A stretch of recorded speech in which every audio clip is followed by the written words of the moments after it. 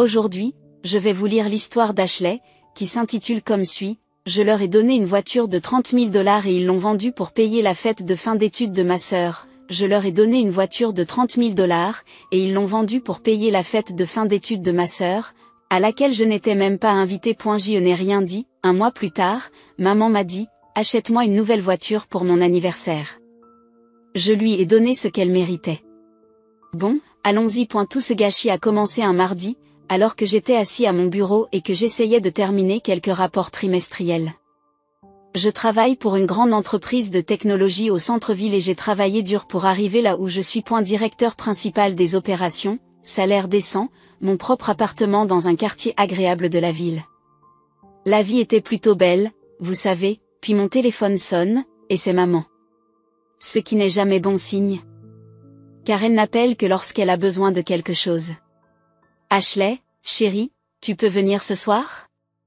Il faut vraiment qu'on te parle de quelque chose d'important. Je pouvais entendre ce ton dans sa voix, celui qui signifiait qu'ils étaient sur le point de me demander de l'argent à nouveau. Qu'est-ce qui se passe, maman? Viens juste après le travail, d'accord? Ton père et moi avons vraiment besoin de discuter de quelque chose avec toi. Super, je savais exactement de quoi il s'agissait. Depuis que j'ai été promue et que j'ai commencé à gagner des salaires à 6 chiffres, mes parents se sont transformés en mendiants professionnels. Il y a toujours quelque chose. Le toit a besoin d'être réparé, la machine à laver est morte, les factures médicales, les paiements des services publics. Ils m'ont toujours demandé de payer pour tout et n'importe quoi. Et ne vous méprenez pas. J'aime mes parents. Papa a travaillé toute sa vie dans le bâtiment jusqu'à ce que son dos lâche il y a 3 ans. Maman travaille à temps partiel dans une épicerie depuis toujours. Ce ne sont pas de mauvaises personnes, mais ils se sont habitués à ce que je sois leur distributeur automatique de billets. Puis il y a ma sœur Emma. Elle a 22 ans, 12 ans de moins que moi, et elle est sur le point d'obtenir son diplôme universitaire le mois prochain. Nous n'avons jamais été proches à cause de la différence d'âge. Lorsqu'elle était enfant, j'étais déjà au lycée et j'essayais de comprendre ma propre vie. Lorsqu'elle a eu l'âge de discuter avec moi, j'étais à l'université et je travaillais. Le truc, c'est qu'Emma a toujours dit clairement qu'elle ne m'aimait pas. Je veux dire, elle ne m'aime vraiment pas. J'ai essayé de créer des liens avec elle quand elle était au lycée, mais elle roulait des yeux et s'en allait. Maman et papa ont toujours dit qu'elle traversait juste une phase. Mais honnêtement, je pense qu'elle m'en a toujours voulu pour une raison ou une autre. C'est peut-être parce que j'ai réussi et qu'elle n'a pas encore trouvé sa voie. Peut-être que c'est parce que nos parents nous comparent parfois. Je ne sais pas et j'ai arrêté d'essayer de comprendre.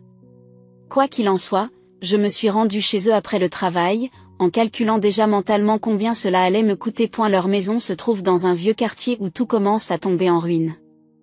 La peinture s'écaille, l'allée est fissurée et leur vieille Honda fait des bruits bizarres depuis des mois. J'ai frappé et je suis entrée comme je le fais toujours. Maman et papa étaient assis à la table de la cuisine, l'air sérieux et nerveux. Assieds-toi, ma chérie, dit maman en tapotant la chaise à côté d'elle. Papa s'est raclé la gorge. Ashley, tu sais qu'on ne te le demanderait pas si on n'était pas désespéré. C'est parti. La voiture a fini par rendre l'âme hier, dit maman en se tordant les mains. Le mécanicien dit qu'elle ne vaut pas la peine d'être réparée. La transmission est foutue et cela coûterait plus cher que la valeur de la voiture. J'ai regardé par la fenêtre et, bien sûr, leur Honda déglingué était là, encore plus pitoyable que d'habitude. Nous ne pouvons pas nous permettre de payer une voiture, poursuit papa, pas avec tout ce qui se passe. Et nous avons vraiment besoin d'une voiture, tu sais?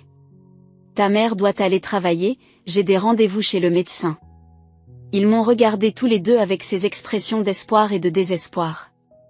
J'ai senti ce poids familier s'installer sur mes épaules.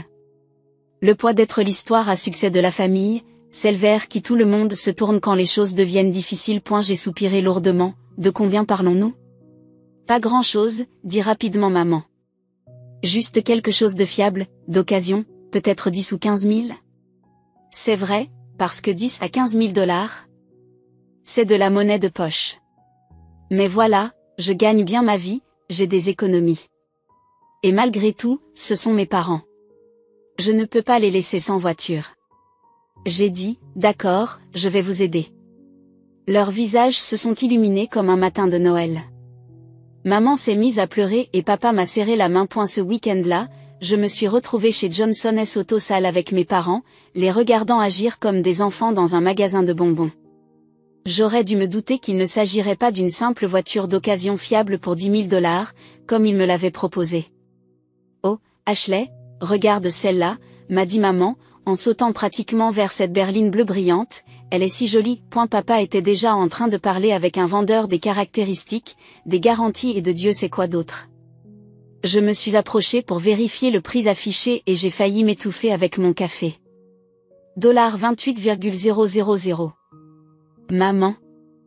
C'est beaucoup plus que ce dont nous avions parlé, ai-je dit en essayant de garder ma voix calme. Mes chéris, regarde comme elle est belle. Et elle a toutes ses caractéristiques de sécurité. Tu veux qu'on soit en sécurité, n'est-ce pas?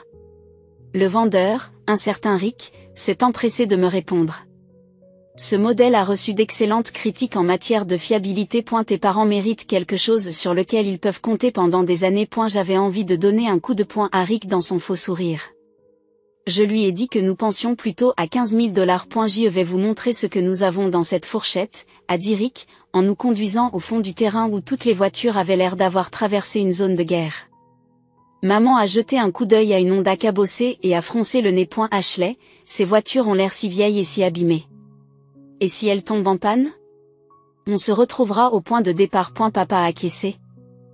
Nous devrions peut-être envisager quelque chose de plus récent, ma chérie, juste pour être sûr. C'est toujours comme ça que ça se passe avec eux. Ils commencent par une demande raisonnable, puis passent progressivement à quelque chose de beaucoup plus cher. D'une certaine manière, je suis toujours le méchant si je dis non. Nous avons passé 3 heures chez ce concessionnaire. 3 heures de mon week-end à écouter les arguments de vente de Rick et à regarder mes parents tomber amoureux de voitures de plus en plus chères.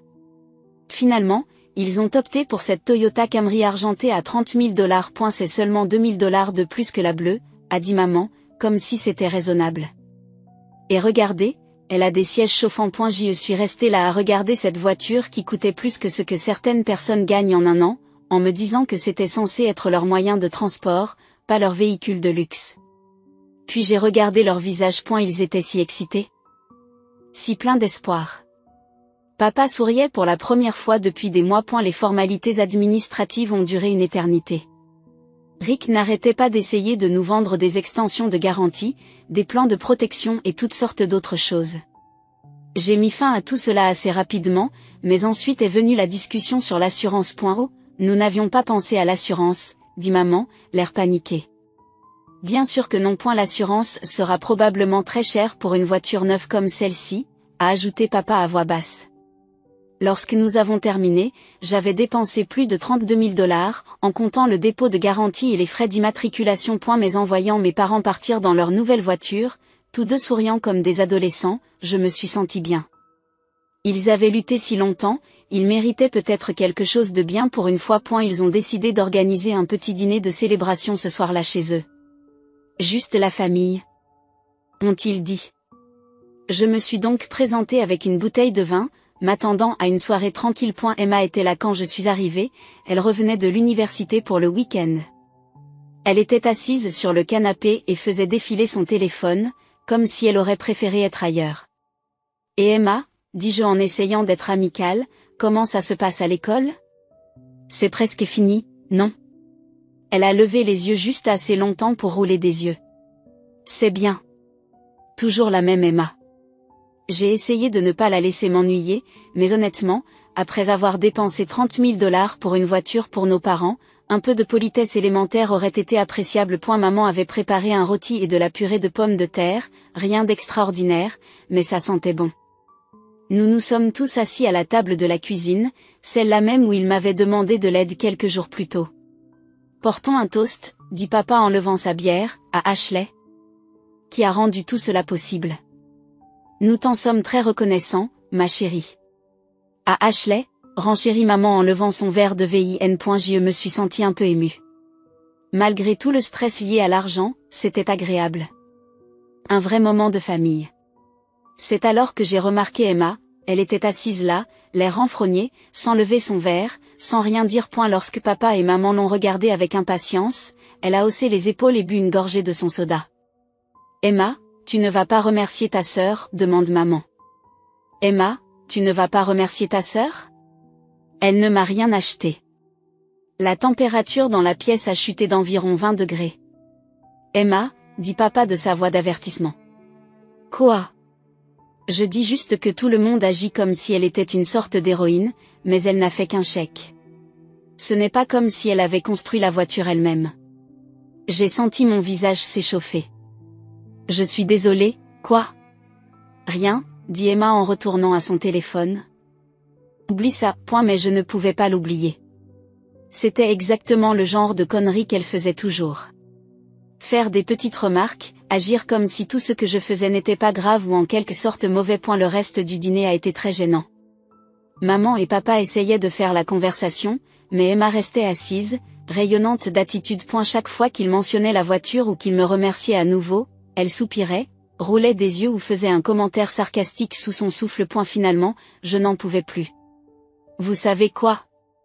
Je devrais probablement rentrer tôt demain. Oh, ne pars pas tout de suite, dit maman, nous allions prendre le dessert. Merci, mais je suis assez fatiguée. Emma lève les yeux de son téléphone. Au revoir, dit-elle platement. Pas merci d'avoir acheté une voiture à nos parents, ni à plus tard. Ni même à bonne route. Juste au revoir sur le ton le plus dédaigneux possible. J'ai serré maman et papa dans mes bras et j'ai filé. Pendant tout le trajet du retour, je n'ai pas cessé de penser à l'attitude d'Emma. Je sais que nous ne sommes pas proches, mais est-ce que ça la tuerait de montrer un peu de reconnaissance? Ou au moins un peu de décence humaine? Mais peu importe. J'avais fait une bonne chose pour mes parents. C'est ce qui comptait. Emma pouvait rester amère et rancunière si elle le voulait. C'était son problème, pas le mien. Un mois passa et les choses revinrent à la normale. Enfin, pour ma famille en tout cas. Maman a appelé 2 fois pour demander de l'argent pour de petites choses, une fois pour un problème de plomberie qui a coûté $400, et une autre fois pour les médicaments prescrits à papa que l'assurance ne couvrait pas entièrement. Encore $300 de perdu. Je commençais à me sentir comme un distributeur automatique de billets ambulants. Mais peu importe. Au moins, ils avaient leur voiture et semblaient en être satisfaits. Puis j'ai reçu un appel bizarre de ma cousine Jessica. Jess et moi nous sommes toujours bien entendus. Nous avons à peu près le même âge et nous avons cette blague qui consiste à nous présenter à des événements familiaux dans des tenues identiques. C'est arrivé au moins 6 fois au fil des ans, et maintenant nous nous concertons toujours avant les événements familiaux. Et, dit-elle, l'air tout excitée. Alors, qu'est-ce que tu comptes porter à la fête de remise des diplômes d'Emma? J'ai trouvé une jolie robe noire, mais je veux m'assurer qu'on ne va pas refaire le coup de la jumelle. J'ai failli laisser tomber mon téléphone. Quelle fête de fin d'études? La fête de remise des diplômes d'Emma? Dans ce country club chic, le Riverside Resort? Elle m'a envoyé cette magnifique invitation il y a 2 semaines. J'ai senti ce sentiment de froid remonter le long de ma colonne vertébrale. Jess. Je n'ai aucune idée de ce dont tu parles. Quel country club? Oh merde, il y a eu une longue pause. Ok. Emma organise une grande fête pour la remise des diplômes au Riverside Resort. C'est un endroit super cher avec un restaurant et des chambres d'hôtel. L'invitation disait que c'était un événement de 2 jours. J'y l'ai supposé. Je veux dire, j'ai pensé que tu savais tout à ce sujet. J'avais la tête qui tournait. Le Riverside Resort est un endroit ridiculement haut de gamme situé à environ 1 heure de la ville. Je suis passée devant plusieurs fois et je me suis toujours demandé qui pouvait se permettre d'y organiser des événements. Apparemment, ma sœur de 22 ans qui est encore à l'université. Jess, où Emma a-t-elle pu trouver de l'argent pour quelque chose comme ça? Je ne sais pas, j'ai juste supposé que tes parents payaient pour ça. Ou peut-être que tu as donné un coup de main? Après avoir raccroché. Je suis restée assise à regarder mon téléphone pendant 10 minutes. Cela n'avait aucun sens. Mes parents sont toujours fauchés. Emma n'a pas de travail. Elle est à l'université depuis 4 ans et, pour autant que je sache, elle vit de ses prêts étudiants et de l'argent que papa et maman peuvent se permettre. Alors où a-t-elle trouvé l'argent nécessaire pour organiser une fête de 2 jours dans l'une des salles les plus chères de la région? Mais surtout, pourquoi n'ai-je pas été invitée? Je veux dire, je savais qu'Emma ne m'aimait pas, mais ne pas m'inviter à sa fête de fin d'études, c'est tout simplement cruel. J'ai décidé de l'appeler directement et de lui demander ce qui se passait. Qu'est-ce que tu veux, Ashley? Répondit-elle à la troisième sonnerie, l'air agacé que j'existe. Je viens d'entendre parler de ta fête de fin d'études par Jessica. Pourquoi je n'ai pas reçu d'invitation? Parce que tu n'es pas invité. Juste comme ça, froide comme la glace, pas d'explication. Pas d'excuse, rien. Excuse-moi? Tu m'as entendu. Tu n'es pas invité à ma fête. J'ai eu l'impression d'être giflée. Emma, pourquoi n'invites-tu pas ta propre sœur à ta fête de fin d'études? Parce que je ne veux pas que tu sois là. Je n'ai jamais voulu de toi, Ashley. J'en ai assez de ton attitude condescendante et de tes leçons constantes sur la responsabilité et les bons choix. C'est ma journée et je ne veux pas que tu la gâches. Je ne te fais pas la morale. Connerie, à chaque fois que nous sommes dans la même pièce, tu te vantes de ton travail, tu me donnes des conseils que je n'ai pas demandés ou tu fais ces petits commentaires sur le fait que je dois mettre de l'ordre dans ma vie. J'en ai marre. Emma, ce n'est pas. Et ne pense même pas à te montrer de toute façon, continua-t-elle. Sa voix devenant de plus en plus méchante. J'ai déjà dit à la sécurité du country club de ne pas te laisser entrer. Alors ne vous mettez pas dans l'embarras en essayant. Puis elle m'a raccroché au nez. Je suis restée assise à tenir mon téléphone, complètement abasourdie. Je savais qu'Emma et moi n'étions pas proches, mais je ne m'attendais pas à ça. Elle me détestait activement. Et elle faisait tout pour me blesser. Mais je n'arrivais toujours pas à dépasser le problème de l'argent. Où avait-elle trouvé les fonds pour cette fête si élaborée? Le lendemain soir, après le travail, je me rendis chez mes parents. Il fallait que je leur parle du comportement d'Emma et que j'obtienne des réponses sur la façon dont elle payait cette fête au country club. Lorsque je me suis garée dans leur allée, la première chose que j'ai remarquée, c'est que leur nouvelle voiture n'était pas là. L'allée était vide. À l'exception de quelques taches d'huile à l'endroit où elle était habituellement garée. J'ai frappé et je suis entrée. Maman, papa et Emma étaient tous assis dans le salon. Emma m'a vue et a immédiatement roulé des yeux. Qu'est-ce que tu fais là? S'est-elle emportée. Personne ne t'a invité.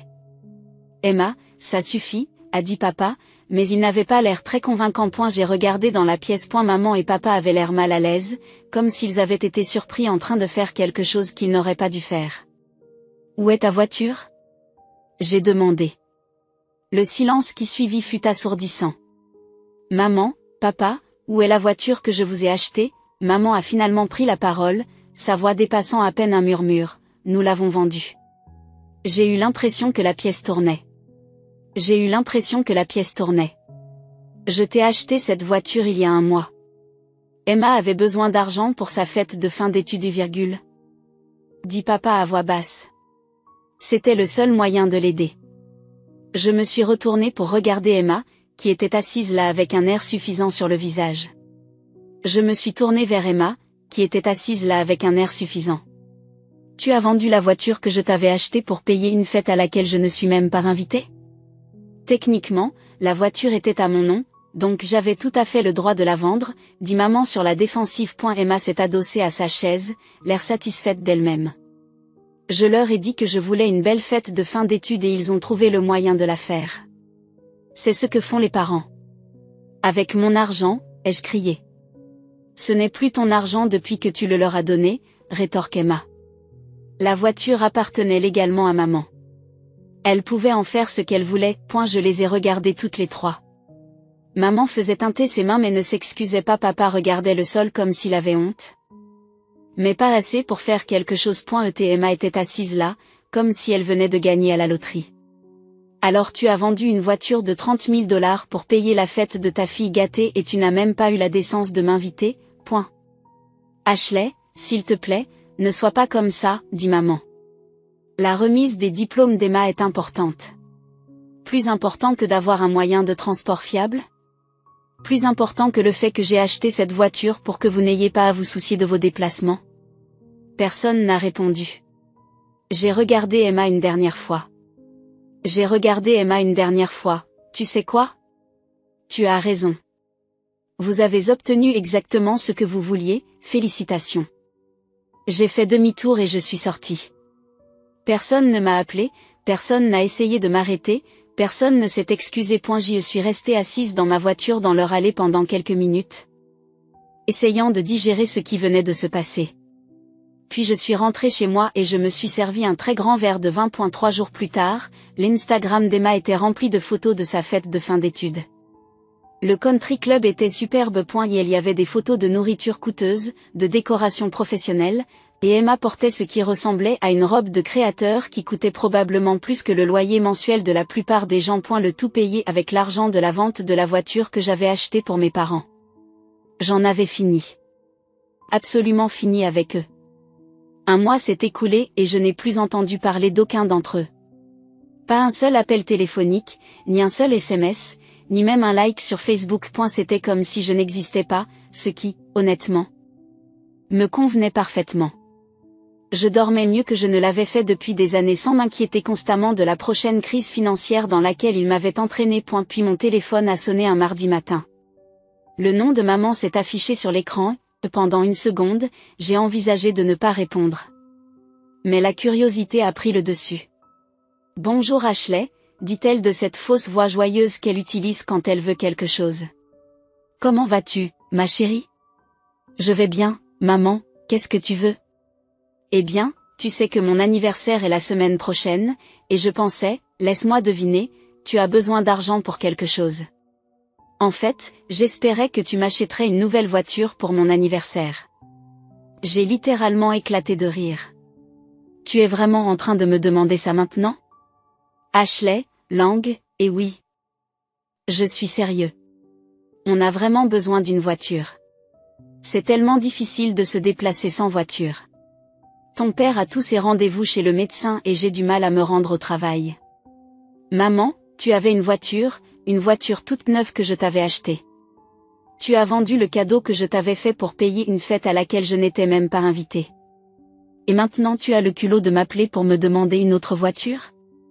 Ashley, s'il te plaît, on a du mal à s'en sortir. Tu gagnes bien ta vie et nous sommes tes parents. La famille est censée s'entraider. L'audace était à couper le souffle. S'entraider ? Quand m'avez-vous déjà aidé, maman ? Quand est-ce que l'un d'entre vous a fait quelque chose pour moi à part demander de l'argent ? Ce n'est pas juste, Ashley, on t'aime. Non, vous aimez mon salaire, il y a une différence. Il y a eu une pause, puis elle a changé de tactique. Elle a commencé à pleurer, bien sûr. S'il te plaît, bébé. J'aurai 58 ans la semaine prochaine. Tout ce que je veux pour mon anniversaire, c'est avoir à nouveau un moyen de transport fiable. Est-ce trop demandé à ma fille qui a réussi ? Oui, c'est trop demandé, surtout après ce que tu as fait. Nous n'avions pas le choix, la remise des diplômes d'Emma était importante. Plus important que l'intégrité ? Plus important que de respecter le fait que j'ai dépensé 30 000 $ pour t'aider ? Ashley, j'attends une voiture de toi pour mon anniversaire. C'est ce que je veux et c'est ce que je demande. Puis elle m'a raccroché au nez. Je suis restée assise à regarder mon téléphone, absolument bouleversée par la conversation. Elle ne faisait même pas semblant d'être désolée d'avoir vendu la première voiture. Elle s'attendait à ce que je leur en achète une autre, comme si ce n'était pas grave. C'est alors que j'ai eu une idée mesquine, vindicative. Absolument parfaite.